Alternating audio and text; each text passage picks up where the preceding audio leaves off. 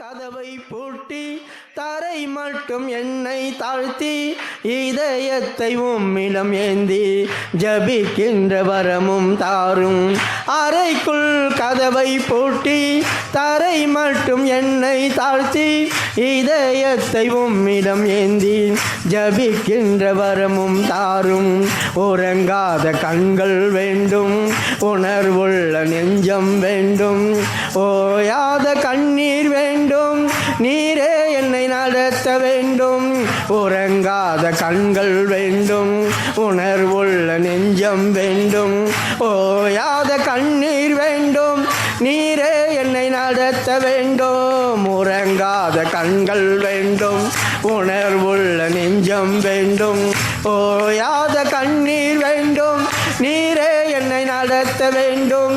ஜெப ஆவி என்னில் ஊற்றும் தேவா, ஜெப சிந்தை என்னில் தாரும் தேவா, ஜெப ஆவி என்னில் ஊற்றும் தேவா, ஜெப சிந்தை என்னில் தாரும் தேவா. உறங்காத கண்கள் வேண்டும், உணர்வுள்ள நெஞ்சம் வேண்டும், ஓயாத கண்ணீர் வேண்டும், நீரே என்னை நடத்த வேண்டும். உறங்காத கண்கள் வேண்டும், உணர்வுள்ள நெஞ்சம் வேண்டும், ஓயாத கண்ணீர் வேண்டும், நீரே என்னை நடத்த வேண்டும். உறங்காத கண்கள் வேண்டும், உணர்வுள்ள நெஞ்சம் வேண்டும், ஓயாத கண்ணீர் வேண்டும், நீரே என்னை நடத்த வேண்டும். உறங்காத கண்கள் வேண்டும், உணர்வுள்ள நெஞ்சம் வேண்டும், ஓயாத கண்ணீர் வேண்டும். எங்களுக்கு வேண்டிய ஆகாரத்தை அன்றன்று எங்களுக்கு தாரும். உம்முடைய ராஜ்யம் வருவதாக அப்படின்னு சொல்ற வார்த்தைக்கும் தாரும் அப்படின்னு சொல்ற வார்த்தைக்கு வித்தியாசம் இருக்கு பார்த்தீங்களா? வருவதாக அப்படி சொன்னா ஆண்டவரே கெஞ்சுறாங்க, தாரும் அப்படின்னா அதிகாரம். உங்க அப்பா கட்டி உங்க அம்மா கட்டி போய் என்ன பண்ணுங்க, அம்மா சோறு போட்டு கொடு அப்படி சொல்லி கேட்பீங்கல்ல? அது என்ன அதிகாரம்? என் வீடு, நீங்க தந்து தான் ஆகணும். என்னை பெத்து போட்டிருக்கீங்க, கொடுங்க சோறு போடுங்க. இன்னைக்கு சோறு ஆக்கலை, எதுக்கும் ஆக்கலை, பசிக்கல இருக்கேன், எனக்கு வாங்கி கொடு கேட்பான் இல்லையா? அது உரிமை. அப்போ உன் பிதா அவரானா அவர்கிட்ட நீ இப்படி கேளு, ஆண்டவரே எங்களுக்கு உங்களுடைய சாதகத்தை கொஞ்சம் கொடுங்க, சாப்பாடை கொஞ்சம் தருவீராக அப்படி கேட்கக்கூடாது. பிச்சைக்காரன் இல்லை, நம்ம பிள்ளைகள், சுதந்திரவாளி. தாரும் அதிகாரத்தோடு கேட்கணும், கொடுத்துதான் ஆகணும். நீ தானே என்னை தேர்ந்தெடுத்த, நீ தானே ரத்தம் சிந்தன, நீ தானே உன்னுடைய பிள்ளையா மாத்தன, அப்பா பிதாவைன்னு கூப்பிடுற புத்திர சுவிகாரத்தை நீ தானே கொடுத்த, நான் கேட்டேன், நீ தானே கொடுத்த, குடு. தாரும் எங்களுக்கு வேண்டியதான் அன்றன்றைக்குரிய ஆகாரத்தை இன்றும் எங்களுக்கு தாரும். ஒவ்வொரு நாளும் கர்த்தரிடத்துல இருந்து சாப்பாடை கேட்டு வாங்கிட்டோம்னா பிரயாசப்பட வேண்டிய அவசியம் இல்லையே, அங்கே இங்கே ஓடி போய் சொல்ல வேண்டிய அவசியம் இல்லையே, ஓடி ஓடி யாரையாவது ஏமாற்ற வேண்டிய அவசியம் இல்லையே. நம்மளுக்கு வேண்டியது கர்த்தர் கொடுக்கும்போது, ஆகவே அவர் உனக்கு கொடுக்கல அப்படின்னா நீயே சம்பாதிக்கணும்னு முயற்சி பண்ணினா பல பிரச்சனைகள் வரும். கண்டிப்பா நீ வித்தியாசமா போவ, நீதியின் பாதை விட்டு வெளியே போயிடுவ. கர்த்தரே உனக்கு எல்லாம் தந்தா தான் எனக்கு தராரு, நான் எதுக்கு பிரயாசம் பண்ணணும், நான் எதுக்கு அவங்ககிட்ட போய் சொல்லணும், நான் எதுக்கு அவனை போய் ஏமாத்தணும்? நீதிமானாய் போயிட்டே இருக்கணும். நாம இந்த ஜபமே நம்முடைய ஜீவியத்தை அப்படியே டோட்டலா சேஞ்ச் பண்ணி மாத்தி விட்டுரும், அப்படி தலைக்கீழ் ஆக்கி விட்டுரும். இந்த மாதிரி ஜபம் நம்முடைய ஜீவிதத்தில் நடந்தா நாம ஏன் மற்றவங்கிட்ட போறோம்? அன்றன்று வேண்டிய ஆகாரத்தை எங்களுக்கு தாரும், எங்கள் பாவங்களை எங்களுக்கு மன்னியும், எங்கள் பாவங்களை எங்களுக்கு மன்னியும். இப்ப ஜபம் பண்ணும் போதே பாருங்க என்னென்ன காரியம் நடக்குது. அவரை உயர்த்துறோம், அவர் ராஜ்யம் எங்கள் வீட்டுல வரணும்னு நினைக்கிறோம், அவர் சித்தம் எங்க வீட்டுல செய்யணும்னு நினைக்கிறோம். எங்களுக்கு தேவையானது அவர் நம்மளுக்கு ராஜ்யம் மண்ணாவே அவர் ராஜாவாயிட்ட குடிமக்களுக்கு அவர் தானே சாப்பாடு கொடுக்கணும். சாப்பாடையும் கேட்டு வாங்கிறோம். சின்ன சின்ன பாவங்கள் நம்முடைய வாழ்க்கையில் நடக்கத்தான் செய்யும், குறைவுகள் குற்றங்கள் இருக்கும், நம்ம மாம்சத்தில் இருக்கிறோம், அவருக்கு பிடிக்காத காரியமெல்லாம் நமக்கு இருக்கும். அப்போ நம்ம என்ன செய்யணும்? ஒவ்வொரு நாள் ஆண்டவரே உமக்கு முன்னால நீ இருக்கிறல்ல, நான் தப்பு செய்துடுறேனே, அதனால மன்னிச்சிருங்க, ப்ளீஸ் மன்னிச்சிருங்க அப்படி சொல்றோம், மன்னிப்பு கேட்கிறோம். அப்ப எங்கள் பாவங்கள் எங்களுக்கு மன்னியும், எங்கள் பாவங்களுக்கு எங்களை மன்னியும். அடுத்தது, நாங்களும் எங்களிடத்தில் கடன்பட்ட எவனுக்கும் மன்னிக்கிறோமே. பாத்தீங்களா? நாங்கள் எங்களிடத்துல கடன்பட்ட எவனுக்கும் மன்னிக்கிறோமே. அப்ப மற்றவங்களை பார்த்து நீ அதை செய்யற, நீ இதை செய்யற, நீ மட்டும் அதை செய்யற, நீ மட்டும் இதை செய்யற, பைத்தியக்காரிங்க. நம்மளை மன்னிக்கணும், அப்ப நம்மளுக்கு தானா மன்னிப்பு கிடைக்கும். மன்னிச்சா மன்னிப்பு கிடைக்கும். இல்லை நம்ம இப்படி தான் பேசிகிட்டே தெரியும். அந்த மாதிரி நம்மளுக்கு வரக்கூடாது.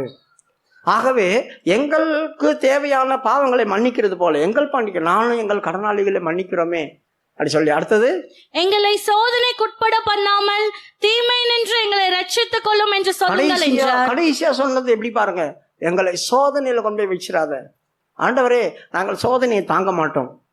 எங்களை பிரச்சனைக்குள்ள கொண்டு போய் விட்டுறாத, எங்கள் பிரச்சனையை தாங்க மாட்டோம். எங்களால சமாளிக்க தெரியாது, நாங்க மாட்டிப்போம், அதுல மாட்டிப்போம், வெளியே வர தெரியாது. அப்புறம் மாட்டிக்கிட்டா ஐயோ ஐயோன்னு கத்த வேண்டியதா இருக்கும். அதனால நீ என்ன செய்த, சோதனைக்கு உட்படாதபடி. அதனால தான் மார்க்கள் அந்த சீசர்கள் சொல்லுவாங்க, சோதனைக்கு உட்படாதபடி விழித்து இருந்து ஜெபம் பண்ணுங்களா, சோதனை வரப்போகுது அப்படி சொல்றாரு. ஜெபம் உன்னை சோதனையிலிருந்து காப்பாற்றும். அப்ப சோதனை வந்த பேர் ஜெபம் பண்ணிக்க. எதுக்கு ஜெபம் பண்ணோம்? இப்போ எதுக்கு ஜெபம் பண்ணோம்? இப்ப நல்லா தானே இருக்கு, எந்த பிரச்சனையும் இல்லையா? இல்ல வரும் முன் காப்போம். ஒரு காரியம் வர்றதுக்கு முன்னாலேயே உஷாரா அப்படி சொல்லி இருந்தோம்னா வந்துடும். வந்த பேர் பார்த்துக்கோ அப்படின்னா வந்துடும். வரும்போதே நம்ம எச்சரிக்கையா இருக்கணும், அதுக்கு முன்னாலேயே நம்ம எச்சரிக்கையா இருக்கணும். அப்படின்னா காப்பாற்றப்படுவோம். அதனால தான் ஆண்டவர் சொல்றார், ஆண்டவரே எங்களை சோதனைக்கு உட்படாதபடிக்கு எங்களை என்ன செய்யும். மறுபடியும் படிமா அந்த வசனத்தை. எங்கள் பாவங்களை எங்களுக்கு மன்னியும், நாங்கள் எங்களிடத்தில் கடன்பட்ட எவனுக்கும் மன்னிக்கிறோமே. எங்களை சோதனைக்குட்பட பண்ணாமல் தீமை நின்று எங்களை ரட்சித்துக் கொள்ளும் என்று சொல்லுங்கள் என்றார். சோதனை எங்களை உட்படாமல் தீமை வந்துடக்கூடாது, தீமையிலிருந்து எங்களை காப்பாத்தி ரட்சி, எங்களை வெளியே கொண்டு வரும். இதுதாங்க ஜெபம்.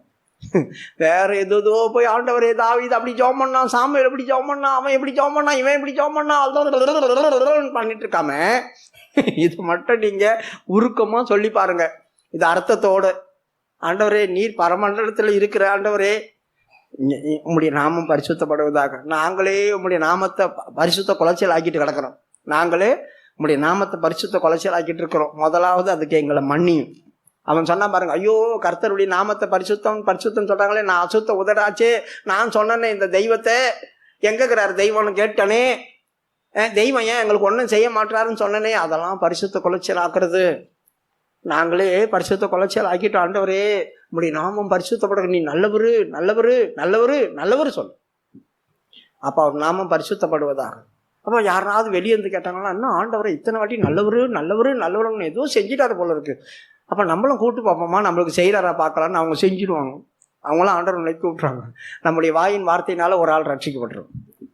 அதனால ஜபத்தை இப்படி சொல்லுங்கள் அப்படி சொல்லி முடிக்கிறாரு. எங்களை ரட்சித்துக் கொள்ளும் என்று சொல்லுங்கள் என்றார். பாத்தீங்களா, இத சொல்லி முடிக்கிறாரு. இயேசுவின் நாமத்துலன்னா இயேசு அங்கதானே இருந்தாரு.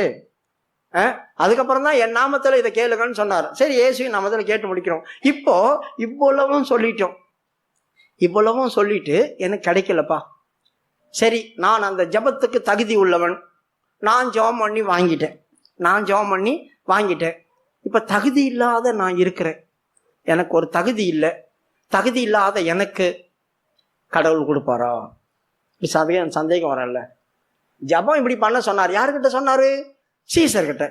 அவங்க பண்ணிக்குவாங்க, அவங்களாம் இயேசு கூடயே இருந்தாங்க, அவங்க பண்ணிக்குவாங்க.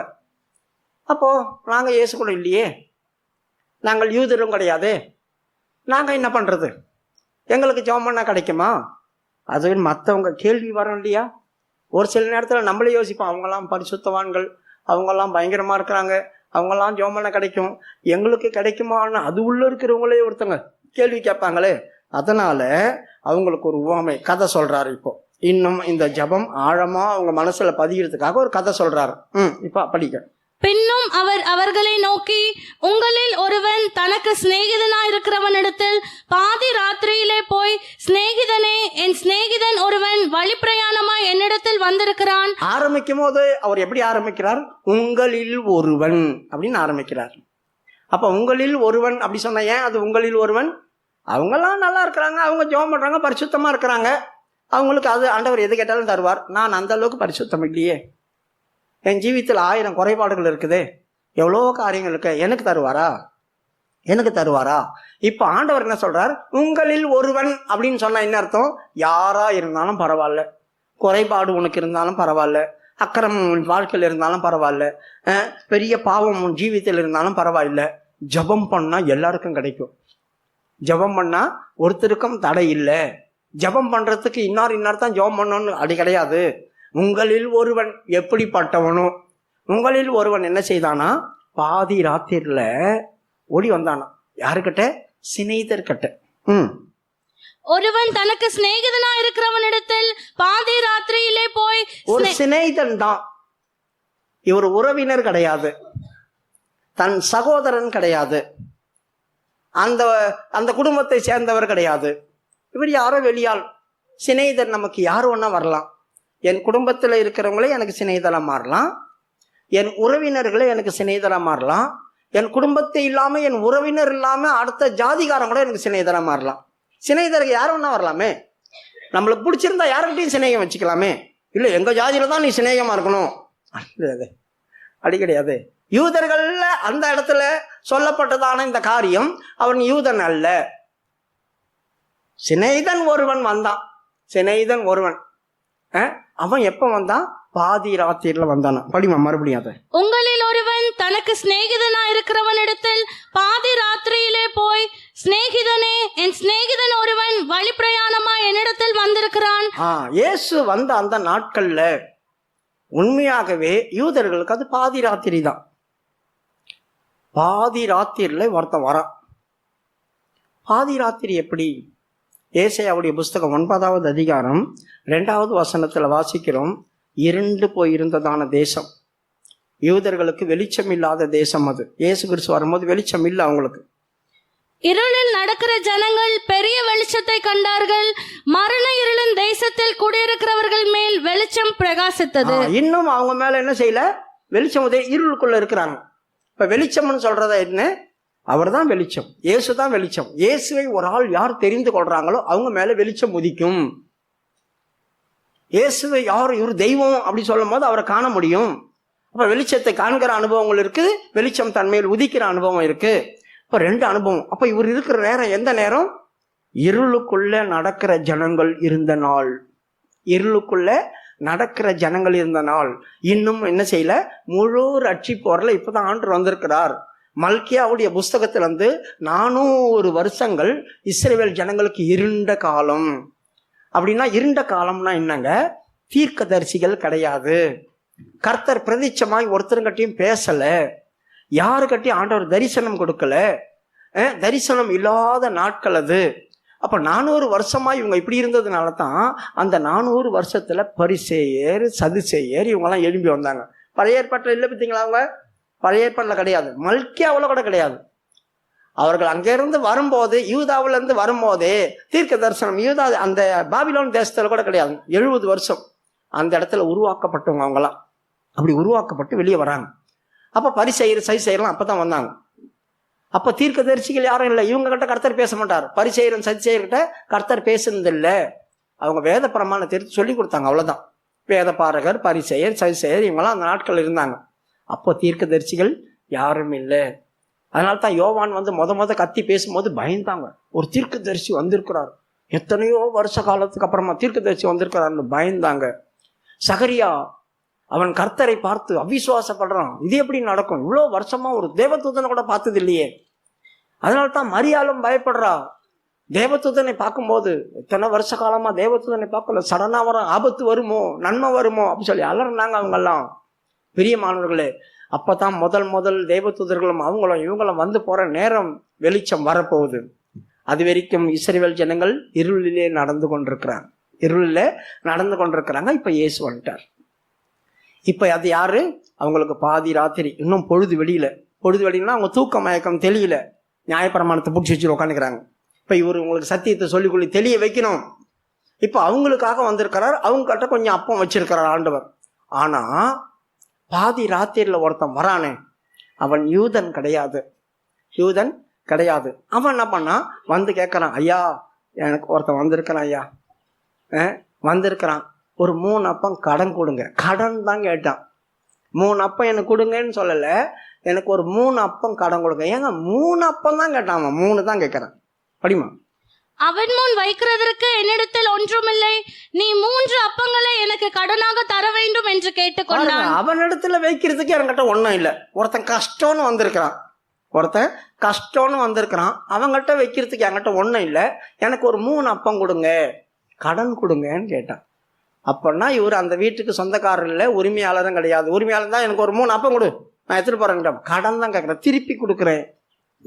அப்பன்னா இவர் யாரு? யூதர் கூட கிடையாது, புறஜாதி. புறஜாதிக்கு கதவு அடைக்கப்பட்டிருக்குது. இன்னும் புறஜாதிக்கு யாருக்கும் இன்னும் ஆண்டவர் கொடுக்கல, யூதர்களுக்காகத்தானே வந்தார். அவர் தம்முடைய சொந்தமானதிலே வந்தார் அப்படி சொல்லி யோவான் 1வது அதிகாரம் 11வது வசனத்துல சொல்லியிருக்குது. அவர் தமக்கு சொந்தமானதிலே வந்தார். அவர் தமக்கு சொந்தமானதுல தான் வந்தார். அப்ப அவர் யாருக்காக வந்தார்? யூதர்களுக்காக தான் வந்தார். அப்ப மற்றவங்களுக்கு அத்தனை பேருக்கும் கதவு அடைக்கப்பட்டு தாள் போட்டிருக்குது. அதுக்கு முன்னால ஒருத்தருக்கும் கொடுக்க முடியாது. தான் பிள்ளைங்க சாப்பிட்ட அப்புறம் தான் அவங்களுக்கு. இப்ப படிங்க லூக்காவுடைய புஸ்தகம். அவன் 3 அப்பம் கேட்டான். வீட்டுக்குள் இருக்கிறவன் பிரதியுத்தரமாக, என்னை தொந்தரவு செய்யாதே. என்னை தொந்தரவு பண்ணாத, உனக்காக நான் வரல. என்னை தொந்தரவு பண்ணாத, உனக்காக நான் வரல. கதவு பூட்டி ஆயிற்று. உனக்கு கதவு அடைப்பட்டிருக்கு, உனக்கு ஒன்னும் திறக்கல கதவு. உனக்கு கதவு திறக்காம பூட்டி வச்சிருக்கிறேன். அப்ப கொடுக்க கூடாத? நானு கதவு பூட்டி ஆயிடுச்சு. என் பிள்ளைகள் என்னோட கூட படுத்திருக்கிறார்கள். அவங்க பிள்ளைங்க அவங்களோட கூட தான் இருக்கிறாங்க. ஏன்னா அவங்களுக்கு தானே வந்தார் அவரு. அவங்க ஒன்றும் படுத்திருக்கிறாங்க. அவங்களுக்கு கொடுக்க வேண்டியதுக்காக, அவங்க 7 பேர் கொடுக்கறதுக்காக வச்சிருக்கிறேன். அவங்க 7 பேர் கொடுக்கறதுக்காக வச்சிருக்கேன். அவங்களுடையது. என் பிள்ளைகள் எல்லாம் தூங்குறாங்க. நான் எழுந்திருந்து உனக்கு தரக்கூடாது என்று சொன்னான். அவங்களுக்காக வச்சிருக்கிறத எழுப்பி நான் அவங்கள்ட்ட கொடுத்துடக்கூடாதே அப்படி சொன்னான். ஆனா கிடைக்காத பொருளையும் நீ தேவன்கிட்ட இருந்து எப்படி வாங்கணும் ஜபத்துல அப்படின்னு சொல்றார். ஆனாலும் பின்பு தனக்கு அவன் சிநேகிதனா இருக்கிறது நிமித்தம், சரி, தனக்கு அவன் சிநேகிதனா இருக்கிறான். இப்ப சிநேகிதன் யாரும் இருக்கலாம். யார் இந்த சிநேகிதன்? ஒருவன் அவன் சிநேகிதன் இடத்துல போனான் அப்படி சொல்லி இருக்குது. யார் அந்த சிநேகிதன்? ஆனா சீசர்களை பார்த்து அவர் சொல்றார், நான் உங்களுக்கு சகோதரன் அப்படி சொன்னார். சகோதரன். ஆனா ஒரு இடத்துல சீசன் அவரு சிநேகிதன் சொன்னார். யோவான் 15:14.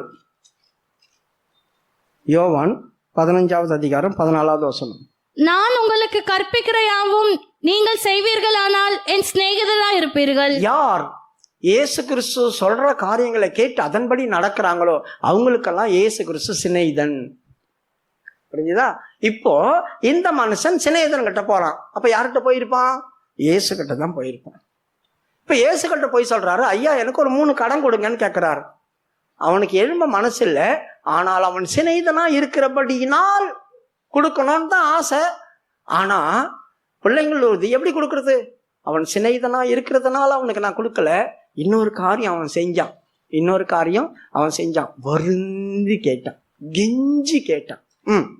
பின்பு தனக்கு அவன் சிநேகிதனா இருக்கிறது நிமித்தம் எழுந்து அவனுக்கு கொடுக்காவிட்டாலும் தன்னிடத்தில் அவன் வருந்தி கேட்டுக்கொண்டது நிமித்தமாவது எழுந்திருந்து அவனுக்கு தேவையானதை கொடுப்பான் என்று உங்களுக்கு சொல்லுகிறேன். இதுல இருந்து அவர் நமக்கு கத்து தரதான காரியம் என்ன? ஒரு முறை நீ ஜெபம் பண்ண, சரியா ஜெபம் பண்ணல, அவர் கொடுக்க மாட்டேன்னு சொல்லிட்டாரு. உனக்கு கதவு அடைக்கப்பட்டிருக்கு. நான் பிள்ளைங்க தூங்கிட்டு இருக்கிறாங்க, அவங்க லாக் பண்ணி இருக்குது, அவங்களுக்காக வச்சிருக்கிறேன், உனக்கு கொடுக்க முடியாது, கெட் அவுட் அப்படி சொல்லுவார். அப்படி என்ன சொல்லணும்? கொடுக்க மாட்டேன்னு சொல்லிட்டாரு, கெட் அவுட் சொல்லிட்டாரு, போயிட்டே இருக்கலாம். அப்படி போயிடணுமா? இல்லை, வருந்தி கேளு. இல்லை, தயவு செய்து கொடுங்க. அசிங்கம் மட்டும் போயிடுவேன். நான் அங்கே போய் நிற்க முடியாது. என் சிநேகிதன் என்ன கொடுப்பான்னு நான் சொல்லிட்டு வந்துட்டேன். நீ இங்கே இரு, நான் போய் உனக்கு கண்டிப்பாக வாங்கிட்டு வருவேன், அவர் எனக்கு தருவார் அப்படி சொல்லிட்டு வந்திருக்கேன். நான் போனால் அசிங்கமாக இருக்கும். நான் எந்த முகத்தை வச்சு அங்கே போவேன்? ப்ளீஸ் கொடுங்க. நான் உங்கள் கிட்ட இருந்து உங்கள் பேரை நான் சொல்லுவாங்க, உங்கள் பேரை மகிமைப்படுத்துவேன். பாரு, நான் அவருடைய சொந்தக்காரர் இல்லை, ஆனாலும் எனக்கு கொடுத்தார் பாரு, நான் உங்களை பெருமைப்படுத்துவேன், நான் எழுப்பி சாட்சி சொல்லுவேன். தயவு செய்து கொடுங்க, எனக்கு கொடுக்காம அனுப்பிச்சிடாதீங்க, என்ன வெறுமையா நான் போக முடியாது. அதாங்க வருந்தி கேட்கறது. ஆண்டவர் சமூகத்துல ஒரு காரியத்தை நீ கேட்கற அப்படி சொன்னாக்கா ஆண்டவர் மௌனமா இருக்கிறார், உனக்கு கொடுக்க மாட்டேன்னு விட்டு போயிடக்கூடாது. ஆண்டவர் எந்த முகத்தை வச்சுட்டு நான் மற்றவங்களுக்கு மேல நிற்போம், உனக்கு கொடுத்துதான் ஆகணும், எனக்கு கொடுத்துதான் ஆகணும் அப்படி சொல்லி வருந்தி கேட்டா அவன்கிட்ட சொல்ல பத்தியா, உங்களுடைய ஜபம் எப்படிப்பட்டதா இருக்குது? வருந்தி கேட்டா வாங்கிக்கலாம். சரி, அவன் ஒரு 3 அப்பத்தை கேட்டான். 3 அப்பத்தை கேட்டான். யாருக்கு முன்னால? அவனுக்காக கேட்கல, இன்னொருத்தனுக்கு முன்னால வைக்கணும். அதை இன்னொருத்தருக்கு முன்னால வைக்கணும். அப்போ 3 அப்பம் வேணும். இந்த 3 அப்பம் என்ன? முதல் அவருடைய அப்பம் எப்படிப்பட்டதாக இருக்குது? 1 கொரிந்தியருடைய புஸ்தகம் 10வது அதிகாரம் 16, 17 வாசிக்கும்போது, முதலாவது அது ஆசீர்வதிக்கப்பட்டதான ஆசீர்வாதமான அப்பம். 2வது அது ஐக்கியத்தின் பங்கு. இந்த 2 அது ஒண்ணுல இருக்குது. ஆசீர்வதிக்கப்படணும். என் நாமத்தினால நீ மற்றவர்களை ஆசீர்வதிப்ப அப்படின்னு ஆண்டவர் சொல்லியிருக்கிறார். அதப்படி கொரிந்தியருடைய புஸ்தகம், நாம் ஆசீர்வதிக்கிற ஆசீர்வாதத்தின் பாத்திரம். பாருங்க, நாம் ஆசீர்வதிக்கிற ஆசீர்வாதத்தின் பாத்திரம் இந்த ரத்தம். மறுபடியும் அவர் அப்பத்தை பத்தி சொல்றார், ஐக்கியம். கிறிஸ்தவனுடைய ரத்தத்தின் ஐக்கியமா இருக்கிறது அல்லவா? நாம் பிற்கிற அப்பம் கிறிஸ்தவனுடைய சரீரத்தின் ஐக்கியமா இருக்கிறது அல்லவா? இந்த சரீரத்துல தான் இந்த ரத்தமும் ஓடுது. இந்த சரீரத்துல தான் இந்த ரத்தம் ஓடுது. இந்த ரத்தமும் மாம்சமும் 2 ஒண்ணுதான். அப்போ இந்த ரத்தத்தின் ஆசீர்வாதம் சொல்லும் போது இந்த அப்பத்துக்கும் அது ஆசீர்வாதம் தான். நாம் ஒரு ஆளை ஆசீர்வதிக்கணும் அப்படின்னா இந்த கிறிஸ்துவினுடைய ஐக்கியம் எங்கள்கிட்ட இருக்கணும். இந்த அப்பம் எனக்கு இருந்தா தான் மற்றவனுக்கு முன்னால நான் வைக்க முடியும். உங்களுடைய நாமத்தினால அவனை நான் ஆசீர்வதிக்கணும். உபாகம புஸ்தகம் 10வது அதிகாரம் 8வது வசனம். அக்காலத்தில் கர்த்தருடைய உடன்படிக்கை பெட்டை சுமப்பதற்கும் இந்நாள் வரைக்கும் நடந்து வருகிறது போல கர்த்தருடைய சன்னதியிலே நின்று அவருக்கு ஆராதனை செய்வதற்கும் அவர் நாமத்தை கொண்டு ஆசீர்வதிப்பதற்கும் கர்த்தர் லேவியின் கோத்திரத்தை பிரித்தெடுத்தார். பாருங்க, அவர் நாமத்தை கொண்டு ஆசீர்வதிக்கிறதுக்கு, மற்றவங்க ஆசீர்வதிக்கிறதான ஆசீர்வாதம் நம்ம கிட்ட இருக்கணும். அந்த அப்பமா தான் இருக்கு. இந்த அப்பமா தான். இந்த அப்பம் என்கிட்ட இருந்துச்சுன்னா நான் மற்றவங்களை ஆசீர்வதிப்பேன். ஆண்டவரே, எனக்கு முன்னால வைக்கிறதுக்கு ஒன்றும் என்கிட்ட கிடையாது. நான் ஒன்றும் என்கிட்ட கிடையாது. நீர் எனக்கு தந்தா நான் அதை அவனுக்கு முன்னால வைப்பேன். அப்போ ஆண்டவர்கிட்ட என்ன கேட்கணும்? இந்த முதல் அப்பத்தை கேட்கணும். என்ன ஆசீர்வதி, எனக்கு ஒரு அப்பம் கொடு. அவன் 3 அப்பம் கேட்டான், எனக்கு 3ஐயும் கொடு. முதலாவது அந்த ஆசீர்வாதத்தை கொடு. எத்தனையோ பேர் ஆசீர்வாதம் இல்லாம என்கிட்ட வராங்க. அவங்கள நான் ஆசீர்வதிப்பேன் வாக்கு பண்றேன். என்னால் ஆசீர்வதிக்க முடியாது. உன் நாமத்தினால அவங்கள ஆசீர்வதிக்க முடியுமே. உன் நாமத்தினால நான் ஆசீர்வதிப்பனே. எனக்கு அந்த ஆசீர்வாதத்தின் அப்பத்தை கொடு. 2வது அந்த அப்பம் என்னை என்ன செய்யும்? அந்த ஆசீர்வாதத்தை நான் வாங்கிட்டேன்னா உன் கூட ஐக்கியமாக்கி விட்டுரும். எனக்கு கொடுத்தாரே, எனக்கு கொடுத்தாரே, எனக்கு கொடுத்தாரே, அவரை விட்டு போகக்கூடாது, அவரை பிரியக்கூடாது, அவரை துதிக்கிறத நிறுத்தக்கூடாது. அவரோடு நான் என்னை இன்வால்வ் ஆக்கிடுவேன். உள்ள கொண்டு போயிடுச்சு, ஐக்கியமாயிடுவேன். அப்போ என் ஆசீர்வாதத்தின் பாத்திரமா என்னை மாத்திரும். இந்த அப்பம் மற்றவங்களை ஆசீர்வதிக்கிற ஆசீர்வாதத்தின் பாத்திரமா என்ன மாத்தும், என்ன மாத்தும். 2வது சகல ஜனங்களுக்கும் அவர் ரட்சிப்பின் ஜீவ ஊற்றின் அப்பம். யோவானுடைய சுவிசேஷம் 6வது அதிகாரம் 35வது வசனம் வாசிங்க. இயேசு அவர்களை நோக்கி, ஜீவ அப்பம் நானே, என்னிடத்தில் வருகிறவன் ஒரு காலும் பசி அடையான், என்னிடத்தில் விசுவாசமா இருக்கிறவன் ஒரு காலும் தாகம் அடையான். ஜீவ அப்பம் நானே, என்கிட்ட வருகிறவன் ஒருவனும் பசியாயிரான் அப்படி சொல்றாரு இல்லையா? என்ன அர்த்தம்? அவர்கிட்ட இருந்து இந்த அப்பத்தை நான் வாங்கணும்னா என் எதிர்பார்ப்பு இன்னும், ஐயோ போதலையே, பத்தலையே அப்படி சொல்லிட்டு இருக்க முடியாது. அவர் எனக்கு கொடுக்குற இந்த அப்பம் போதும் ஆண்டவரே, நீர் எனக்கு தந்தது போதும், இதை வச்சு நான் ஜீவனோடு பிரவேசித்துட்டு போவங்கிட்ட. அந்த அப்பந்தான் வருந்தி கேட்டா சகலமும் கிடைக்கும். 2வது 33 வானத்திலிருந்து இறங்கின உலகத்துக்கு ஜீவனை கொடுக்கிற அப்பமே தேவன் அருளிய அப்பம் என்றார். நீங்க இது யூதர்களுக்கு மாத்திரமல்ல, உலகத்துக்கு அப்படி சொல்லி இருக்குது. வானத்திலிருந்து இது இறங்கின அப்பம் உலகத்துக்கே. இன்னார்தான் இந்த அப்பத்தை சாப்பிடணும்னு அவசியம் இல்லை, எல்லாரும் சாப்பிடலாம், எல்லாருக்கும் கிடைக்கும் ஜீவாப்பம் இது. இப்ப யாருக்குங்க ஜீவாப்பம் வேணும்? செத்து கிடக்கிறவங்களுக்கு தாங்க, செத்து கிடக்கிறவங்களுக்கு தான் ஜீவாப்பம் வேணும். அப்ப யாருங்க செத்து கிடந்தாங்க? பாவத்துல செத்து கிடந்தாங்களா? அவங்கங்க.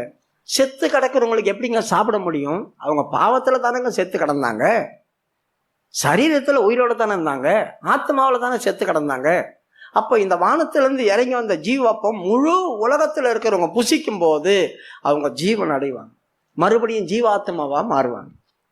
அப்ப மறுபடியும் ஜீவாத்மா மாறும்போது இந்த ஜீவன் அவங்கள தேவனோட கொண்டு போய் சேர்த்துரும். இந்த ஜீவன் தேவனோடு கொண்டு போய் சேர்த்துரும். அப்ப முழு உலகத்துக்கும் வந்த அப்பம் இது. அப்ப இதை யார் முன்னாலையும் வைக்கலாம், நீ தான் சாப்பிடணும், நீ தான் சாப்பிடணும் அப்படி சொல்லி பழைய ஏற்பாட்டில் சொன்னாங்க பாருங்க.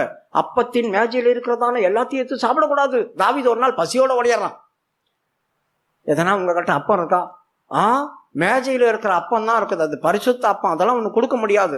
உன் ஸ்தானங்கள் சுத்தமாக இருக்கணும். ஐயா, நான் காட்டில் திரிஞ்சிட்டு வரேங்க, நாங்கெல்லாம் சுத்தமாக தான் இருக்கிறோம், அந்த அப்பத்தை கொடுங்க. அதான் நீங்கள் வேற மாற்றி வச்சிட்டீங்க இல்லையா, அது பழசா தானே ஆயிடுச்சு. மாற்றி வச்ச அப்பத்தையே கொடுக்க மாட்டான் ஆசாரியம். மாற்றி வச்ச அப்பம், மேஜையில் இருக்கிற அப்பம் இல்லை, அதுதான் மாற்றிட்டு பழசாகி போச்சு, அதை கொடுங்க அப்படின்னு சொல்லி கேட்குறான். அதை கூட கொடுக்காம யோசிக்கிறான். சுத்தமாக இருக்கணும், இன்னொரு தான் இதை சாப்பிடணும், கண்டவெல்லாம் இதை சாப்பிடக்கூடாது அப்படி சொல்றாங்க பார்த்தீங்களா. ஆனா இந்த அப்பம் எப்படிப்பட்ட அப்பம்? யாருக்கு முன்னாலே வைக்கலாம். நீ சாப்பிடக்கூடாது, நீ சாப்பிடக்கூடாதுன்னு சொல்லவே முடியாது. முழு உலகத்துல இருக்கிறவங்களும் சாப்பிடலாம். அதனால தான் மறுபடியும் படி, அது 33. வானத்திலிருந்து இறங்கி உலகத்துக்கு ஜீவனை கொடுக்கிற அப்பமே. பாருங்க, வானத்திலிருந்து இறங்கி உலகத்துக்கு ஜீவனை கொடுக்கும். அப்ப உலகத்துல இருக்கிற எல்லாருக்கும் இதை புசிக்க கூடியதான உரிமை இருக்கு. அதனால அவனுக்கு முன்னால வைக்கணும். அவன் செத்து கிடக்கிறான், அவனுக்கு முன்னால வைக்கிறதுக்கு ஒரு அப்பம் கொடுங்க. அவனும் உயிரோட வரட்டும். செத்து கிடக்கிறவன் அவனை ஏன் அப்படி கிடக்கணும்? அவனும் உங்கள்கிட்ட கொண்டு வரேன். நான் என்கிட்ட அந்த அப்பம் இல்லை, இந்த அப்பம் உங்கள்கிட்ட மட்டும்தான் இருக்கு, என்னால கொடுக்க முடியாது. அதனால எனக்கு 3 அப்பம் கொடு. அதுல ஜீவன் உள்ள அப்பம் 1, 2வது 3வது அப்பம் என்ன? உபாகம புஸ்தகம் 8வது அதிகாரம் 3வது வசனம். அவர் உன்னை சிறுமைப்படுத்தி உன்னை பசியினால் வருந்தி, மனுஷன் அப்பத்தினால் மாத்திரமல்ல கர்த்தருடைய வாயிலிருந்து புறப்படுகிற ஒவ்வொரு வார்த்தையினாலும் பிழைப்பான் என்பதை உனக்கு உணர்த்தும் படிக்கும். இது கர்த்தருடைய வார்த்தையாகி அப்பம். மனுஷன் அப்பத்தினாலும் மாத்திரமல்ல ஒவ்வொரு நாளும் இந்த ஜீவ வார்த்தையை கேட்கிறாரு, அதனால அவன் பிழைப்பான். அப்ப தேவனுடைய வார்த்தையே அப்பமா மாறுது. அப்ப இந்த வார்த்தையில நான் என்ன செய்ய போறேன்? ஒவ்வொரு நாளும் போஷிக்கப்பட்டு பலப்பட்டு வளருவேன். நான் என்ன செய்வேன்? பலப்பட்டு வளருவேன். அப்ப ஒரு குறிப்பிட்ட வளர்ச்சி எனக்குள்ள வரும்போது பூர்ணப்படுவேன். அப்ப முதலாவது எனக்கு என்ன அப்பம் கொடுத்துருக்கணும்? உலகம் முழுவதும் சாப்பிட்றதான அந்த ஜீவ அப்பம் கொடுத்துருக்கணும். அந்த ஜீவாப்பம் நான் பெற்ற போது நான் அவரிடத்துல ஆசீர்வாதம் பெற்று அவரோட ஐக்கியமா இருப்பேன். ஐக்கியமா இருந்தபோது அவருடைய வார்த்தையை கேட்டு அனுதினமும் நான் வளருவேன். நீங்கள் வளர்ந்து இருக்கிறது யாவருக்கும் தெரிய வரும் பொருட்டு. நான் வளர்றேன் அப்படின்றது யாவருக்கும் தெரிய வரணும். பரவாயில்ல, இவங்க மாறிட்டே வராங்க, இவங்க என்னங்க இப்படி இருக்கிறாங்க அப்படி சொல்லக்கூடாது. நாம் வளர்ந்து வர்றது யாவருக்கும் தெரிய வரும் பொருட்டு. இந்த வார்த்தை என்ன வளர பண்ணும். அப்போ இந்த வார்த்தை கேட்டு நான் வளர்ந்துருவேன். அப்படின்னா நான் வளர்ந்த போது அவரிடத்துல போய் சேர்ந்துருவேன். அதுக்காகத்தான் அவன் 3 அப்பம் கொடுங்க. ஒருத்தன் வந்திருக்கிறான், எனக்கு இல்லை, அவனுக்கு வைக்கணும் அப்படின்னு இந்த சிநேகிதரை கேட்டேன். இப்போ பாதி ராத்திரினா என்னன்னு தெரிஞ்சது, இந்த சிநேகிதர்னா யாருன்னு தெரிஞ்சது. இந்த முதல் புறஜாதிகள் ரட்சிக்கப்பட்டது கொர்நேலியு குடும்பம் மூலியமா தான். கொர்நேலியு குடும்பம் தான் முதல் புறஜாதிகள் ரட்சிக்கப்பட்டது. அவங்க மேல ஆண்டவர் அபிஷேகத்தை ஊத்திட்டார். ஃபர்ஸ்ட் ஆண்டவர் அபிஷேகத்தை ஊத்திட்டார். சரி, இப்போ இந்த 11வது அதிகாரம் 7வது மார்க் 7:26 படிங்க. இப்போ இதை வருந்தி கேட்கணும். இதை என்ன செய்யணும்? வருந்தி கேட்கணும். கிடைக்காது உங்களுக்கு. யூதர்களுக்கு தான் கொடுக்கணும். ஆனா அவங்களுக்கு கொடுக்கறதுக்கு முன்னாலே நான் கேட்டு வாங்கினேன். அது சாமர்த்தியம். எனக்கு கிடைக்காது, கிடைக்கிறதுக்கு முன்னாலே நான் கேட்டு வாங்கணும். அதான் உன்னுடைய சாமர்த்தியம். இந்த ஜபத்துல உனக்கு அதுதான் சொல்லி தராரு. எனக்கு கொடுக்க மாட்டார், இல்ல நான் வாங்குவேன். உங்கள்கிட்ட பேச மாட்டார், இல்ல நான் பேச வைப்பேன். உன்னை பார்க்க மாட்டார், இல்ல நான் பார்க்க வைப்பேன். அப்படி சொல்லணும். அதான் நம்முடைய சாமர்த்தியம். இப்போ நான் சொன்ன வசனத்துல மார்க்ல தீரு சீதோன் தேசம், அவங்க புறஜாதிகள், அவங்களுக்கு கதவு அடைக்கப்பட்டிருக்குது. அவன் வந்துட்டா என் குமாரத்தி முடியாம இருக்கிறா, எனக்கு கொஞ்சம் துணிக்கை வேணும், அப்பம் வேணும் அப்படின்னு சொல்லி கேட்கிறா. ஆண்டவர் மௌனமா போறார், பேச மாட்டார். பேசாதவரை பேச வைக்கணும். படிமா. அந்த ஸ்திரீ சீரோபேனிக்கியா தேசத்தாலாகிய கிரேக்க ஸ்திரீயா இருந்தால் அவள் தன் மகளை பிடித்திருந்த பிசாசை துரத்திவிட வேண்டும் என்று அவரை வேண்டிக் கொண்டாள். இயேசு அவளை நோக்கி, முந்தி பிள்ளைகள் திருப்தி அடையட்டும், பிள்ளைகளின் அப்பத்தை எடுத்து நாய்க்குட்டிகளுக்கு போடுகிறது நல்லதல்ல என்றார். பிள்ளைகளுக்காக வச்சிருக்கிறேன், இதை எடுத்து என்ன செய்யக்கூடாது, நாய்க்குட்டிகளுக்கு நான் போடுறது நல்லதல்ல, உனக்கு நான் கொடுக்க முடியாது, என் பிள்ளைகளுக்காக வச்சிருக்கிறேன். கொடுக்க முடியாத பொருள், வாங்க முடியாத பொருள், அவர்கிட்ட இருந்து வாங்க முடியாத பொருள். இதே மத்தேயு 15வது அதிகாரத்துல வரும்போது அவர் மௌனமாய் போனார், பேசாம போனார். சீசர்கள்னு சொல்றாங்க, அவ பின்னால தொந்தர் பண்ணிட்டே வரால, நீங்க மௌனமா போறீங்களேன்னு. இந்த இடத்துல அவளிடத்துல சொன்னதா தான் சொல்லி இருக்குது. ஆனா மத்தேயுல தம்முடைய சீசர்கள்ட்ட தான் சொல்றாரு. அவர் மத்தேயு 15வது அதிகாரம் 15:23. அவளுக்கு பிரதியுத்தரமாக அவர் ஒரு வார்த்தையும் சொல்லவில்லை. பாத்தீங்களா, அவளுக்கு பிரதியுத்தரமாக அவர் ஒரு வார்த்தையும் சொல்ல. அவ வந்து கேட்டுனே வரா. அப்ப ஆண்டவர் பேச மாட்டார், மௌனமா போவார். நீ என்னத்தான் விழுந்து விழுந்து ஜெபம் பண்ணாலும், உபவாசம் போட்டு ஜெபம் பண்ணாலும், அழுது ஜெபம் பண்ணாலும், சில நேரங்கள்ல கர்த்தர் கண்டுக்காம போயிட்டே இருப்பார். ஐயோ இப்படிலாம் ஜெபம் பண்றேன், ஆண்டவர் என்னன்னு கூட கேட்க மாட்டாரு, பேசக்கூட மாட்டாரு, அவர் போயிட்டு இருக்கிறாரு அப்படின்னு. நீ சரி போகட்டும், அவர் தான் எனக்கு பதில் கொடுக்க மாட்டேன்ட்டார், அவர் தான் பேசாம போறாரு, அப்ப இனிமே என்னத்தை கேட்கறது அப்படி சொல்லி விட்டுலாமா? அந்த கூட்டம் பாருங்க, அமைதியா இருந்தோம், ஓன்னு கத்தலாம், போனவரை திரும்பி பார்க்க வச்சுட்டானே. அப்ப இவ்வளவு அமைதியா போயிட்டாளா? பேசாம போனார், ஒன்றும் மறுபுத்தரவு சொல்லல, சொல்லாம போறாரு. அவ விட்டாளா? கெஞ்சிக்கிட்டே வரா, வாங்காம விட மாட்டேன், வாங்காம விட மாட்டேன், வாங்காம விட மாட்டேன், வாங்காம விட மாட்டேன், சாதிக்காம விட மாட்டேன். அதாங்க கெஞ்சிக்கிட்டே வரது. இப்ப சீசர்களுக்கு சலித்து போச்சு, கர்ம முடிச்சு பின்னாலேயே வந்துட்டு இருக்கிறா. அப்ப ஆண்டவர்கிட்ட கேட்கறாங்க, படி. அதற்கு அவளுக்கு பிரதியுத்தரமாக அவர் ஒரு வார்த்தையும் சொல்லவில்லை.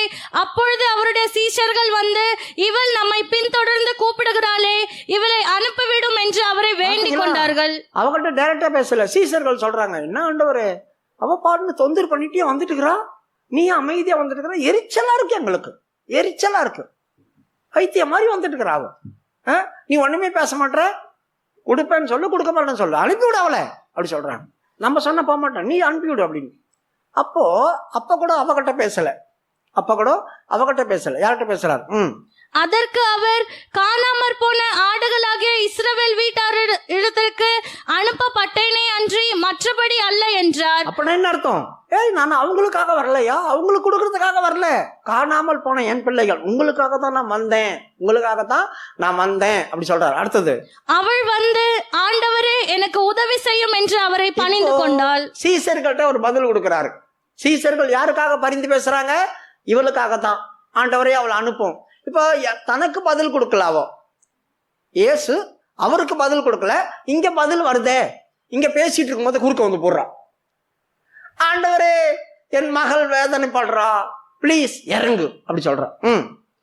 அவர் அவளை நோக்கி, பிள்ளைகளின் அப்பத்தை எடுத்து நாய்க்குட்டிகளுக்கு போடுகிறது நல்லதல்ல என்றார். பேசிக்கிட்டே இருக்கும்போது ஒரு ஆள் குறுக்க வந்து, என்னங்க நான் எவ்வளவு கேட்கறேன், அவங்களும் சொல்றாங்க, நீங்க என்ன அவர்கிட்டயே பேசினுக்கிறீங்க, எனக்கு கொடுத்துதான் ஆகணும் அப்படின்னும் போது வேற வழி இல்லை, அவங்ககிட்ட பேசி ஆகணும். சீசர்கிட்ட பேசிட்டு இருக்கும் போது அப்படியே டைவர்ட் பண்ணி தான் பக்கம் இழுத்தா பாருங்க, அங்கதானே பதில் சொல்லுகிறார். படி மேல் உள்ள வசனத்தில் மறுபடியும். அதற்கு அவர், காணாமற் போன ஆடுகளாகிய இஸ்ரவேல் வீட்டாரத்திற்கு அனுப்பப்பட்டேனே அன்றி மற்றபடி அல்லவென்றார். அவள் வந்து, ஆண்டவரே எனக்கு உதவி செய்யும். பாத்தீங்களா, சீசர்கிட்ட பேசிட்டு இருக்கும் போதே அவ உள்ள வந்து நுழைஞ்சு இப்ப வேற வழி இல்லை, பேசித்தான் ஆகணும், அவகிட்ட பேசித்தான் ஆகணும். இப்ப பேசணும் வழி இல்லையே, அவ பக்கமா திரும்புறாரு. எப்படி பாத்தீங்களா, பேசாத ஒரு ஆளை பேச வைக்கிற அவ உங்கள்கிட்ட கர்த்தர் பேசவே மாட்டார், ஜபத்துல நான் பேசவே மாட்டார் அப்படின்னு நினைக்கிறியா? வருந்தி கேட்டதுனால எழும்போன்னு சொல்றாருல, அதுக்கு தாங்க இந்த காரியம். என்கிட்ட பேச மாட்டார் தான், ஆனா நான் பேச வைப்பேன். என்கிட்ட பார்க்க மாட்டார் தான், பார்க்க வைப்பேன். அவள் பக்கமாய் திரும்பி பார்த்துட்டாரு, பேசாத தெய்வம் பேசிட்டாரு, பார்க்காத தெய்வம் பார்த்துட்டாரு, ரெண்டுத்தையும் சாதிச்சுக்கிட்டாலே. இப்ப பேசி அவகிட்ட பதில் சொல்லிதான் ஆகணும், வேற வழி இல்லை அவருக்கு. நான் வந்து பிள்ளைகள் அப்பத்தை எடுத்து உனக்கு எப்படி கொடுக்க முடியும் அப்படி சொல்லி கேட்கிறார். பிள்ளைகள் அப்பத்தை நாய்க்குட்டிகளுக்கு போடக்கூடாது. அவ சொல்ற, உண்மைதான், நாய்க்குட்டிக்கா சொன்னீங்க, பிள்ளைகள் அப்பந்தானே, அப்ப எனக்கு கொடுக்க மாட்டீங்களா? நான் போயிருந்தாருன்னா ஆண்டவர் கப்சிப்புன்னு போயிருப்பாரு. மறுபடியும் அவளை பேச வைக்கிறதுக்காக, ஆண்டவரை பேச வைக்கிறதுக்காக இவ ஒரு பாயிண்ட் தூக்கி போட்டா. கேட்ச் பண்ணீங்க நீங்க அப்படி சொல்லிட்டு என்ன சொல்றா, மெய்தான் ஆண்டவரே, நீங்க சொல்றது உண்மைதான், ஆனா மேஜையில இருந்து விழும் பார்த்தீங்களா அந்த பிள்ளைங்கள் சாப்பிட்டு சிந்தமே, அந்த சிந்துற துணிக்கெல்லாம் நாய் தானே நக்கம், நாய்க்குட்டிக்கு தானே செய்யும், அந்த துணிக்கே கூட எனக்கு போதும். ஆண்டவர் அப்படி ஒரு மாதிரி ஆயிட்டார். ஸ்திரியே, உன் விசுவாசம் பெரிது, உன் விசுவாசத்தை மட்டும் உனக்கு ஆக கடவுதுன்னு சொல்லிட்டார். யோசித்து பாருங்க. பேசக்கூடாதவரை பேச வச்சா, பார்க்கக்கூடாதவரை பார்க்க வச்சா, கிடைக்காததை வாங்கிட்டா, கொடுக்க முடியாதுன்னு சொன்னதை வாங்கி எடுத்துட்டா. அதுதான் உன் விசுவாசம் பெரிது. துணிக்க என்ன, அப்பத்தியே நான் உனக்கு தரேன், துணிக்க என்ன, அப்பத்தியே நான் உனக்கு தரேன்.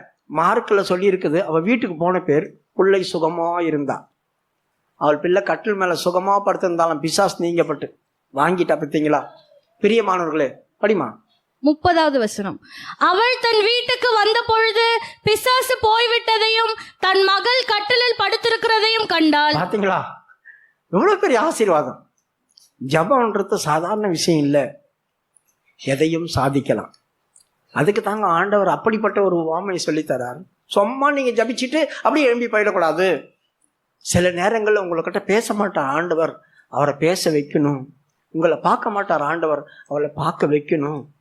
வாங்கவே முடியாததை வாங்கி காட்டணும். அப்பதான் பெருமையா இருக்கும், சந்தோஷமா இருக்கும். இவ்வளோ பெரிய காரியத்தை சாதிச்சு வாங்கிட்டேன் நான் ஆண்டவர்கிட்ட, வாங்கிட்டேன். எப்படி போயிருப்பான் அந்த சீதன் ஜனம், அந்த சகோதரி எப்படி போயிருப்பா யோசித்து பாருங்க.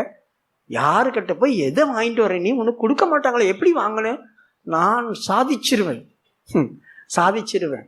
பார்க்காத தெய்வத்தை பார்க்க வைக்கணுங்க. நம்முடைய பிடிவாதம், நம்முடைய பிடிவாதம் பிடிச்சு கேளுங்க, கர்த்தர் கண்டிப்பா தருவார். வாங்க முடியாததை வாங்கிட்டாங்க. 2வது, ஆண்டவர் இதெல்லாம் சொல்லி முடிச்ச பேர். இப்ப லூக்கா 16வது அதிகாரத்துக்கு வரும்போது ஆண்டவர் சொல்றாரு, அவன் வருந்தி கேட்டதுனால எழும்பி கொடுப்பான் அல்லவா அப்படின்னு ஆண்டவர் சொல்லிட்டாரு இல்லையா. அது கீழ் உள்ள வசனம் வாசிங்க. மேலும் நான் உங்களுக்கு சொல்லுகிறதாவது, மேலும் நான் உங்களுக்கு சொல்லுகிறதாவது. இப்ப இத சொல்லி முடிச்சு அவங்க ரொம்ப கட்டாயப்படுத்தி கெஞ்சி கேட்டதுனால கொடுத்துட்டான் இல்லையா. ஆனா நான் உங்களுக்கு என்ன சொல்றேன், இன்னும் என்ன சொல்றேன் அப்படி சொல்லிதான், மேலும் நான் உங்களுக்கு சொல்லுகிறதாவது, கேளுங்கள் அப்பொழுது உங்களுக்கு கொடுக்கப்படும். கேளுங்கள், கேளுங்க. கொடுக்க மாட்டேன்னு சொன்ன உடனே கப்சிப்பட்டு போயிடக்கூடாது. இல்லை, கேட்டுக்கிட்டே இருக்கணும். நீங்க கேட்கறது அவருக்கு தொந்தரவா இருக்கணும், நீங்க கேட்கறது அவருக்கு தொந்தரவா இருக்கணும். கேளுங்கள் அப்பொழுது உங்களுக்கு கொடுக்கப்படும். நீங்க கேட்டாதான் கொடுப்பார். அவரு தான் மௌனமா போறாரு, அவர் தான் திரும்பி கூட பார்க்க மாட்டாரு, அவர் தான் சோதனை பண்ண கூட பண்ண மாட்டாரு. கூடாது. நீ உன்னுடைய பிடிவாதத்துல தான் இதெல்லாம் சாதிக்க முடியும், உன் பிடிவாதத்துல தான் சாதிக்க முடியும். கேட்டுட்டே இருங்க. கேளுங்கள் அப்பொழுது உங்களுக்கு கொடுக்கப்படும். தேடுங்கள் அப்பொழுது கண்டடைவீர்கள். தேடுங்க. எதை தேட சொன்னாரு? என்கிட்ட என்ன குறைவு இருக்கு, என்கிட்ட என்னதான் பிரச்சனை இருக்குது, ஏன் அவர் என்கிட்ட பேச மாட்டாரு, ஏன் அவர் என்கிட்ட கொடுக்க மாட்டாரு? அந்த குறையை நான் தேடி கண்டுபிடிக்கணும், கண்டுபிடிச்சி என்னை சரிப்படுத்திக்கணும். தேடுங்கள் அப்பொழுது உங்ககிட்ட என்ன இருக்குன்னு கண்டுபிடிச்சிருவீங்க. அடுத்தது, தட்டுங்கள் அப்பொழுது உங்களுக்கு திறக்கப்படும். தேடி நான் கண்டுபிடிச்சி என்னை சரிப்படுத்திக்கிட்டேன். இப்போ இந்த கதவு திறக்கலாம், இப்போ இந்த கதவு திறக்கலாம், திறங்க திறங்க திறங்கன்னு தட்டலாம். இப்போ ஆண்டவர் பாப்பாரு, அவங்க தான் சரிப்படுத்தி தானே வந்து தட்டுறாங்க, இப்போ திறந்து தான் ஆகணும், உனக்கு திறந்துருவார். அது கீழ் உள்ள வசனம். ஏனென்றால் கேட்கிறவன் எவனும் பெற்றுக் கொள்ளுகிறான். பாருங்க, இதெல்லாம் செஞ்சுட்டு நீ கேட்டினா உன் பிடிவாதத்தினால நீ பெற்றுக்கொள்வ, உன் பிடிவாதத்தினால தான் பெற்றுக்கொள்ளுவ. தேடுகிறவன் கண்டடைகிறான். தேடுகிறவன் எல்லா காரியமும் என்னென்ன எப்படியெல்லாம் இருக்குன்னு கண்டடைவான், தெரிஞ்சுப்பான். தட்டுகிறவனுக்கு திறக்கப்படும். தட்டுகிறவனுக்கு தானா திறந்துரும். இனிமே அவனுக்கு இந்த கதவு மூடி வச்சிருக்கிறேன், லாக் பண்ணி வச்சிருக்கிறேன், நான் கதவு திறக்க கூடாது, எழுந்திருக்க முடியாது அப்படிலாம் சொல்ல முடியாது. ஏன்னா அந்த சிநேகிதன் வரும்போது கதவு லாக் பண்ணிட்டாச்சு, பிள்ளைகள் தூங்குறாங்க, நான் எழும்ப கூடாது, உனக்கு கொடுக்க முடியாது அப்படிலாம் சொல்றாரு. பார்த்தீங்களா, இவன் தட்டின தட்டுக்கு திறந்துட்டாங்க. வருந்தி கேட்கறதான அனுபவம் அதுதான். அடுத்தது, உங்களில் தகப்பனாய் இருக்கிற ஒருவனிடத்தில் மகன் அப்பம் கேட்டால். இப்போ எந்த உரிமையில கொண்டு வர்றாரு பாருங்க உங்க ஜபத்தை. உங்களில் தகப்பனாய் ஒருவன் உங்களில் தகப்பனாய் இருக்கிற ஒருவன் தன் மகனுக்கு அவன் உரிமையை கேட்கிறான். அப்போ நீங்க ஜெபம் பண்ணும்போது என் தெய்வமே, என் ஆண்டவரே அப்படின்னு சொல்றத விட்டுட்டு உரிமை பாராட்டு. அவர் உனக்கு அப்பா, நீ அப்பா கிட்ட கேட்கிற, நீ அப்பா கிட்ட கேட்கிற, நீ அப்பா கிட்ட கேட்கிற, அதை மனசுல நினைச்சுக்கோ, ஆணியாய் பழிஞ்சுக்கோ, ஆழமா வச்சுக்காத, நீ அதை மறந்துடாத. அவர் தெய்வம் தெய்வம் தெய்வம் தெய்வம் அப்படி சொல்லிட்டு இருக்காத. அப்பா கிட்ட கேட்கிற அந்த உரிமை உனக்கு வரட்டும். உங்க அப்பா கிட்ட நீ எப்படி கேட்பிய அந்த உரிமை வரட்டும். தெய்வ பயம் ஒன்று விட்டு போகட்டும். தெய்வம் அப்படின்னா தெய்வ பயம் ஒன்று இருக்கும் நம்ம கிட்ட.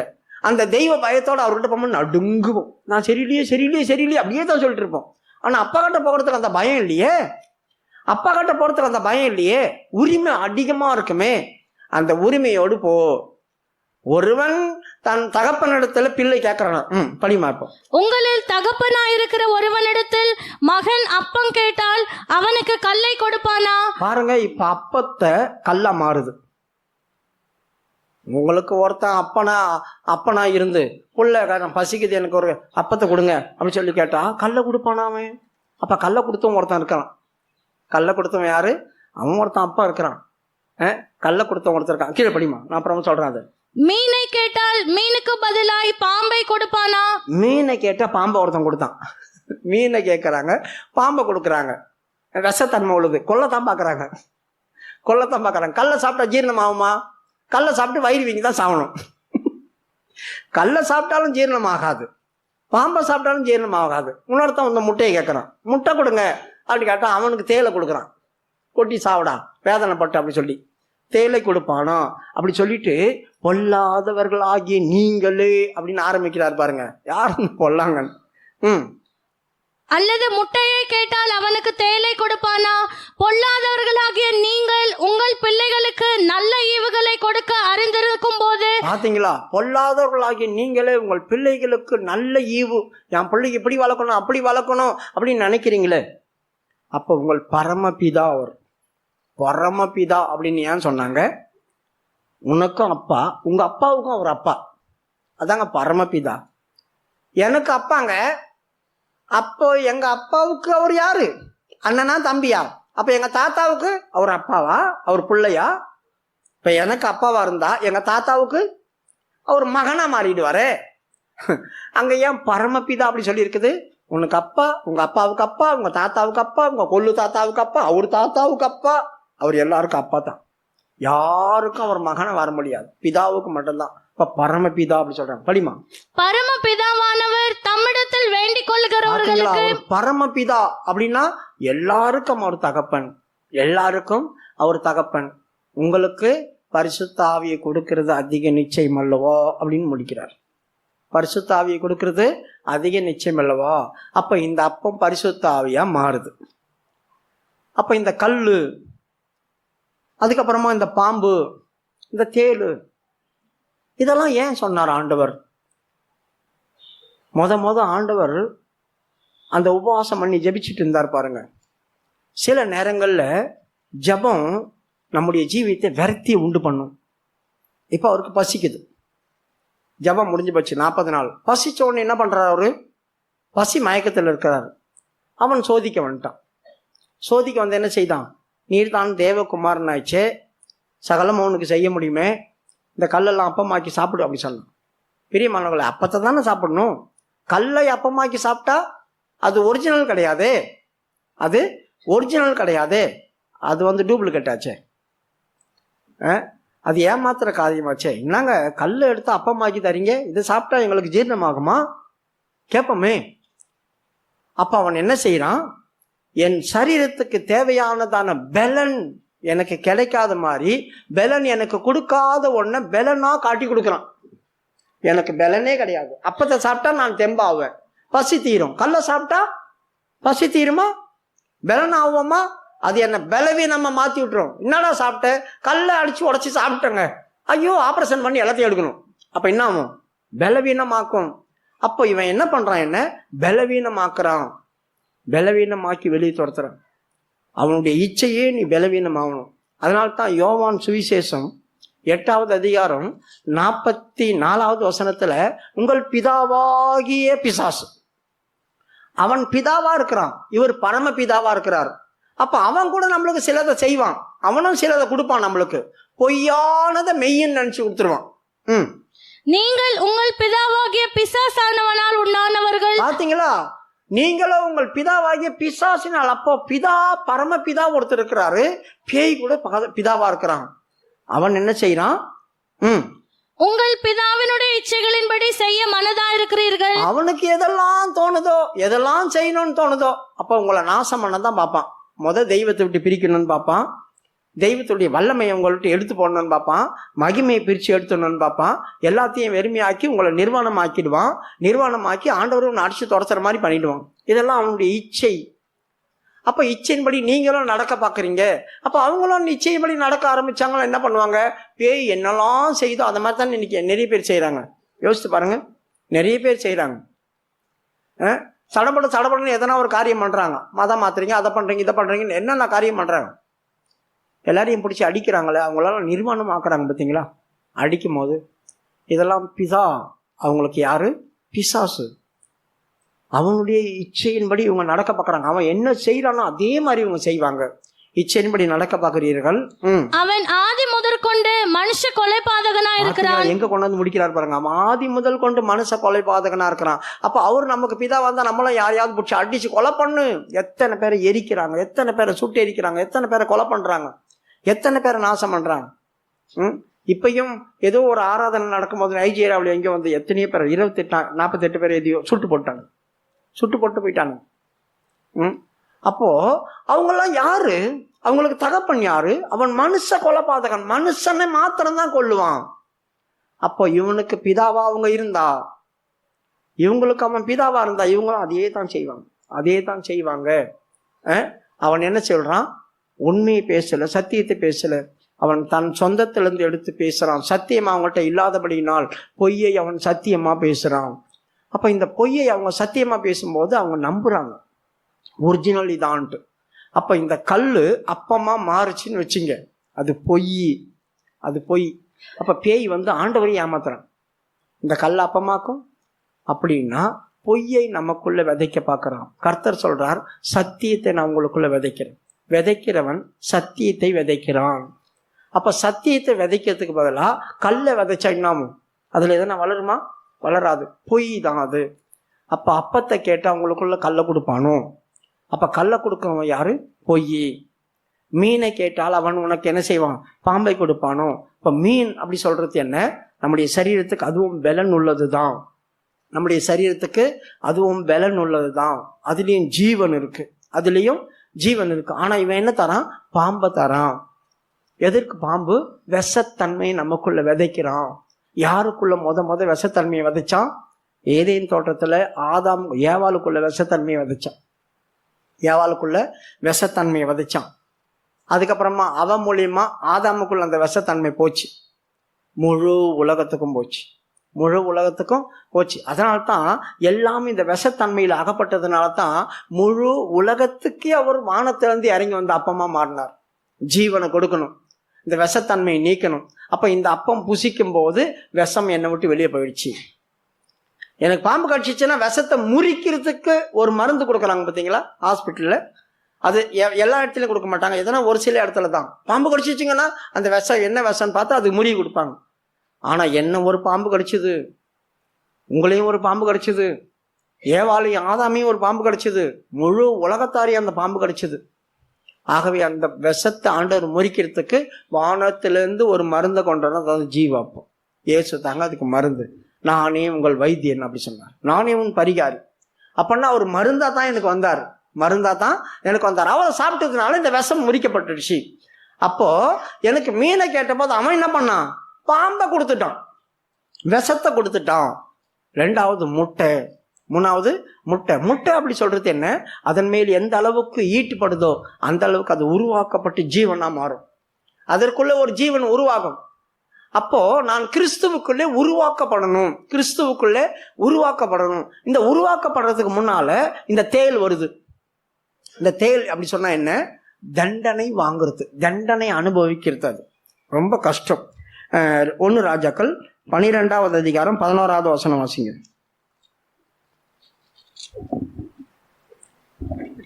இப்போதும் என் தகப்பன் பாரமான நுகத்தை உங்கள் மேல் வைத்தார்.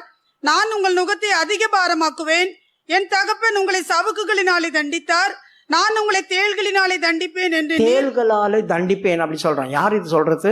சாலமோனுடைய மகன். சாலமோனுடைய மகன். சாலமோன் செத்து போயிட்டான். இந்த ஜனங்களாம் வந்து கேட்கறாங்க, எங்களுக்கு கொஞ்சம் அனுகூலம் பண்ணுங்க அப்படின்னு சொல்லிட்டு. அவன் சொல்றான், நான் உங்களை உபத்திரப்படுத்துவேன், நான் உங்களை தேள்களால் தண்டிப்பேன். அவன் சவுக்களால் அடிச்சா, உங்களை தேள்களால் அடிப்பேன் அப்படின்னா என்ன அர்த்தம்? வேதனை, தண்டனை.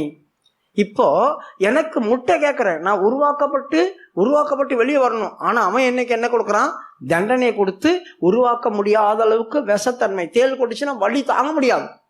வேதனை வேதனை வேதனை பட்டுனே இருக்கும். அந்த வேதனையை எனக்கு கொடுக்குறான். அந்த வேதனையை எனக்கு கொடுக்குறான். லூக்கா 10வது அதிகாரம் 19வது வசனம் வாசிங்க. இதோ சர்ப்பங்களையும் தேள்களையும் மிதிக்கவும் சத்துருவனுடைய சகல வல்லமையும் மேற்கொள்ளவும் உங்களுக்கு அதிகாரம் கொடுக்கிறேன். இப்ப ஆண்டவர் என்ன சொல்றார்? உங்களை எதெல்லாம் தண்டிக்க வருதோ, எதெல்லாம் உங்களை வேதனைப்படுத்த வருதோ, அதெல்லாம் நீங்க மிதிக்கக்கூடிய அளவுக்கு நான் உங்களுக்கு அதிகாரம் கொடுக்கிறேன். அது என்ன அதிகாரங்க?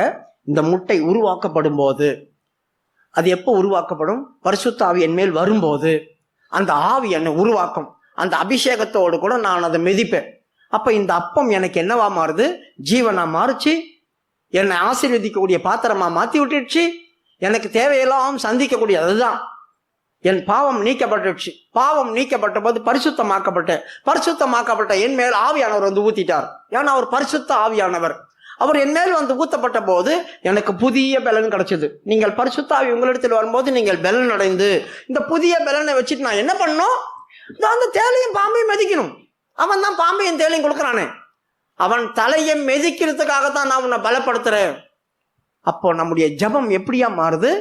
என் தேவையெல்லாம் வாங்கி எனக்கு விரோதமாய் வந்து என்னை தண்டிக்க வர வல்லமைகளை, என்னை அழிக்க நினைக்கிற வல்லமைகளை, என் ஜீவியத்துல பாவம் என்கிறதான அந்த விஷத்தன்மையை உண்டாக்குறதான வல்லமைகளை நாம் மேற்கொள்ளணும். அதுக்காக தேவனிடத்திலிருந்து சில காரியத்தை கேட்டுக்கொள்ளணும். பாருங்க, இவங்களுக்கு ஜெபம் பண்றது எப்படின்னு சொல்லி கொடுத்தார். இவங்க எப்படி வாங்கி எடுக்கணும்னு சொல்லி கொடுத்தார்.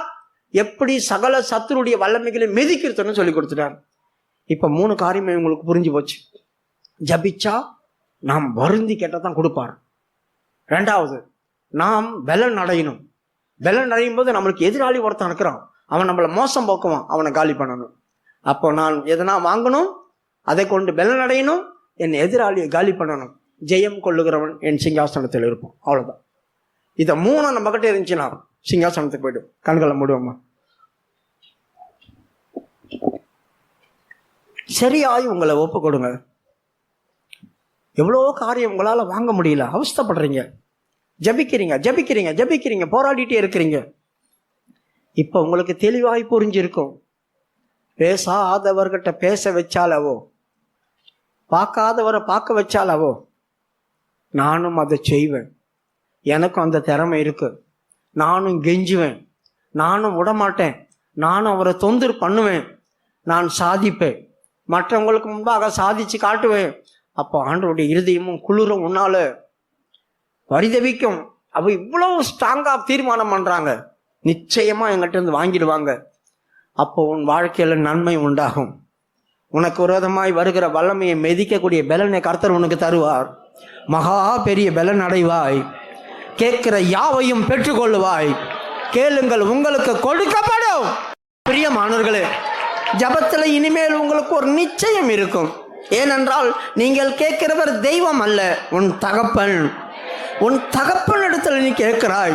சில நேரங்களில் தகப்பன் உன்மேல் கோபமா இருந்து மௌனமா இருப்பார். பரவாயில்லை, அவரை பேச வெயி. உன்னை பார்க்காமல் போவார், பரவாயில்லை, பார்க்க வை. கர்த்தரிடத்தில் நீ கெஞ்சி கதறு, அவரிடத்துல மன்றாடு, வருந்தி கேள். கிடைக்காத பொருள் உனக்கு கிடைக்கும். விசுவாசம் உண்டு.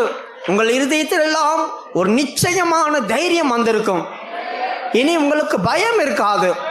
ஜபிக்கும் போது நான் வாங்கி காட்டுவேன், சாதிப்பேன் என்ற உணர்வு, விசுவாசம் உங்கள் இருதயத்தில் வந்திருக்கும். இந்த வார்த்தை உன்னை உயிர்ப்பித்திருக்கும். இந்த வார்த்தை உன்னை தைரியப்படுத்தி இருக்கும். தைரியமாய் போய் தேவ சமூகத்தில் அமரு. உன் குறைவுகள் குற்றங்களை அவர் பார்க்கிறவள் அல்ல. உங்களில் ஒருவன், அவன் யாரா இருந்தாலும் பரவாயில்லை, அவன் வருந்தி கேட்டால் கிடைக்காததும் கிடைக்கும். நீ வருந்தி கேட்டால் உன்னால் வாங்க முடியாததை நீ வாங்கி காட்டுவாய். கர்த்தர் நம்மோடு பேசின வார்த்தைகளுக்காக நாம் ஸ்தோத்திரம் பண்ணுவோம். கர்த்தருடைய நன்மைகளுக்காக நாம் ஸ்தோத்திரம் பண்ணுவோம். இந்த கூட்டத்தை முற்றிலுமாய் பொறுப்படுத்தபடி நாம் ஸ்தோத்திரம் பண்ணுவோம். எல்லா கணமும் துதியும் மகிமையும் அவருக்கே கூட ஸ்தோத்திரம் பண்ணுவோம்.